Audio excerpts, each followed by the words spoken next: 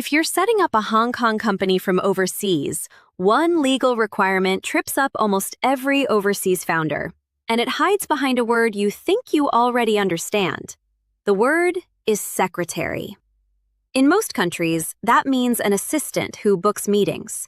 In Hong Kong, it means something completely different, and getting it wrong can put your company in breach of the law from day one. So let's answer the question you came here for. Do you need a local company secretary in Hong Kong? Yes, by law, every Hong Kong company must have one at all times. Can you, an overseas founder, be your own? Here's the catch that surprises people. If you're the only director of your company, the answer is legally no. That single rule is why most overseas founders hire a local firm, and by the end, you'll know exactly how to choose one, including a 2-second license check that tells you whether a provider is even allowed to do the job. First, the biggest misconception. A Hong Kong company secretary is not a personal assistant and not a clerical role. It's a statutory officer of your company, a legally required position, written into the Companies Ordinance, Chapter 622. Section 474 of the Companies Ordinance, Chapter 622, is blunt. Every company incorporated in Hong Kong must have a company secretary, and that seat can never sit empty. It's not optional, and it's not something you add later when you're bigger. It exists from the moment you incorporate. The role is compliance. The company secretary keeps your statutory records in order, files your annual return with the company's registry, handles official changes like a new director or registered address, and makes sure the paperwork that keeps your company legally alive is filed correctly and on time. With over 1.5 million registered companies in Hong Kong, this is the quiet machinery that keeps the whole system honest. Now, the rule that catches overseas founders off guard: the open loop from the start. Picture a founder in Berlin. She sets up a Hong Kong company for her online business. Sole shareholder, sole director, one person in control. So she assumes she can also be her own company secretary and save a fee. She cannot. Section 475 of the Companies Ordinance, Chapter 622, states that a private company with only one director must not have that same person as its company secretary. And it closes the obvious loophole. You can't set up a separate company to be your secretary if that company's only director is you again. The logic is oversight. Hong Kong wants a second, separate party in the compliance chain, not one person marking their own homework. So if you're a solo founder, which describes a huge share of overseas and e-commerce founders, you're legally required to appoint someone else. That's not a sales pitch. That's Section 475 of the Companies Ordinance, Chapter 622. So who qualifies? Section 474 of the Companies Ordinance, Chapter 622, gives 2 options. Option 1, an individual. That person must be ordinarily resident in Hong Kong, not resident anywhere, Hong Kong specifically. For most overseas founders, that rules out doing it yourself or asking a friend back home. Option 2, a company. A body corporate can act as your company secretary, but it must have a registered office or place of business in Hong Kong.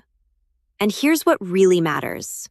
A firm providing company secretary services as a business must hold a license, a trust or company service provider license, or TCSP license, granted by the company's registry under the Anti-Money Laundering and Counter-Terrorist Financing Ordinance, Chapter 615. That license isn't a formality. Under Section 53F of that same ordinance, Chapter 615, carrying on this business without a license is a criminal offense, a fine up to 100,000 Hong Kong dollars, and up to 6 months imprisonment.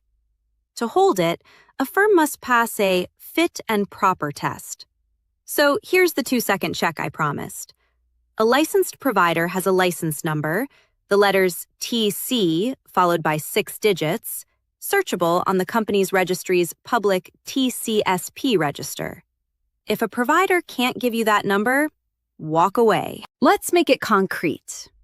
Day to day, your company secretary maintains your statutory registers, members, directors, secretaries, and charges. They prepare and file your annual return, Form NAR1, due within 42 days of your incorporation anniversary every year. We cover that fully in our annual compliance video. But there's one duty overseas founders rarely know about, and it's a legal requirement in its own right: the Significant Controllers Register.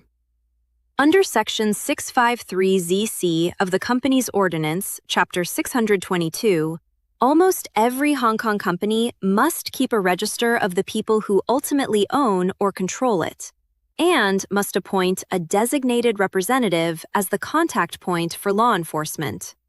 That representative must be either someone Hong Kong resident connected to the company or a professional, an accountant, a lawyer, or a licensed TCSP.